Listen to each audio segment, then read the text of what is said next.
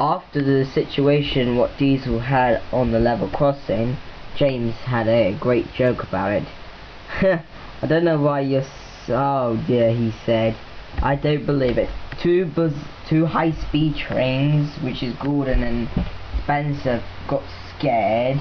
Now Diesel got scared. How could this ever got worse? You could be scared, said Edward. But me, said James. Nah, I wouldn't be scared. Ghosts, they're just stuff and nonsense. Oh, let me tell you a story, he mumbled. And then, go ahead, said James. Edward began his story.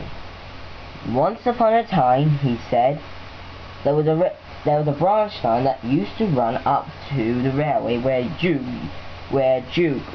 used to work. Do you remember Duke, our hero? Remember the time when Thomas told the story about him?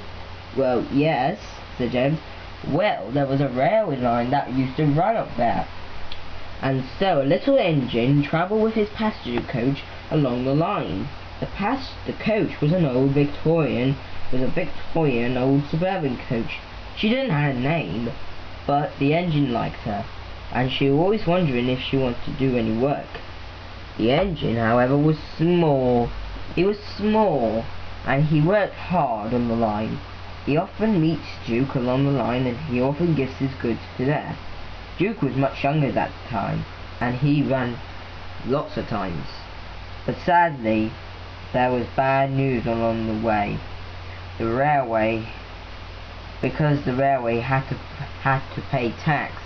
Since it was just too much money, they decided to close the line. The poor coach was sadly moved to a scrapyard. Children came and said and called her an old slow coach. And that's how her name became as old slow coach.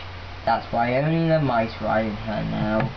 And that's how and as you know, you probably heard the story about when Thomas and Percy rescued her from the scrapyard.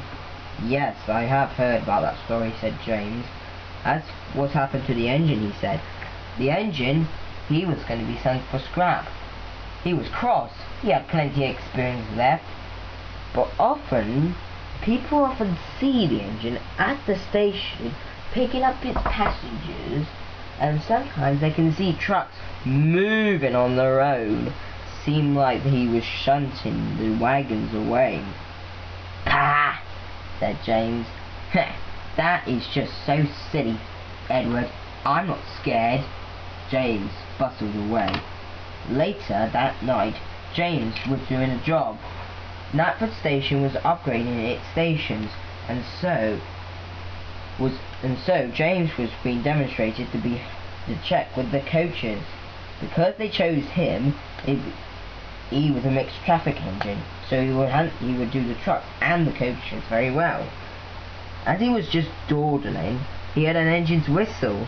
That's odd, he mumbled. He didn't know who it was. It was not a whistle he heard before. Then he heard doors opening by themselves. Then a ghostly figure of the engine was there.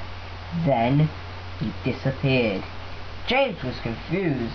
Where did he go? He mumbled. Then he saw trucks moving on their own, feeling like they'd been shunted. Then he reappeared again. James was confused. Then he disappeared, followed another whistle. James was getting creeped out by this. Driver, he mumbled, but then it was beside him. He gave the whistle and it disappeared. James had enough. Driver, please, take me away, please, he said. Alright boys, you've seen enough, he said.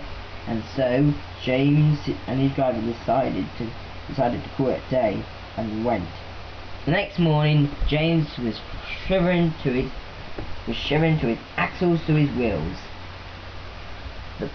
Edward looked over. He didn't say anything, but he smiled. But he said, "Now you know," he said, "how Gordon, Spencer and Diesel failed. All James had to agree